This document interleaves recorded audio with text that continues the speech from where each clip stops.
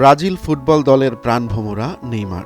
সেলেসোদের বর্তমান যত উন্নতি ততটুকুই যেন নেইমারের হাত ধরেই, তবে তার পেছনে যেন দুর্ভাগ্য লেগেই আছে। বেশিরভাগ সময় কাটে তার ইনজুরিতে। রেকর্ড পারিশ্রমিক নিয়ে সৌদি ক্লাব আল হিলালে গিয়ে খেলতে পারেননি তেমন ম্যাচ, তাই নেইমারকে ছাড়তে হচ্ছে এই ক্লাবটিও। ফিরছেন ছোটবেলার ক্লাবে।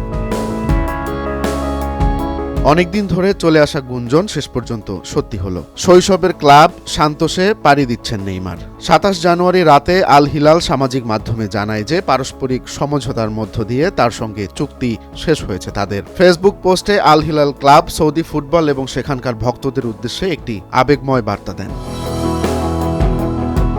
আল হিলালের সবাই এবং ভক্তদের সবাইকে ধন্যবাদ জানিয়ে নেইমার বলেন তিনি খেলার জন্য তার সর্বস্ব দিয়েছিলেন এবং আশা করেছিলেন তারা মাঠে আরও ভালো সময় কাটাতে পারবেন। এখানে নেইমার আল হিলালের প্রতি তার কৃতজ্ঞতা প্রকাশ করেন এবং স্বীকার করেন যে মাঠে আরও ভালো সময় কাটানোর ইচ্ছা তার ছিল।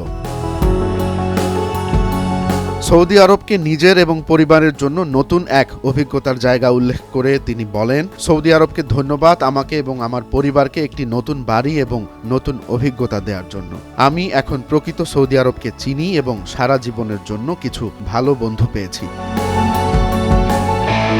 নেইমার তার পোস্টে সৌদি ফুটবল এবং আল হিলালের ভবিষ্যৎ নিয়ে আশাবাদী মনোভাব প্রকাশ করেন। তিনি সৌদি আরবের ২০৩৪ সালের পরিকল্পনার প্রতি সমর্থন জানিয়ে বলেন, তোমাদের ভবিষ্যৎ অসাধারণ হবে, বিশেষ কিছু ঘটবে। আমি সবসময় তোমাদের সমর্থন করে যাব।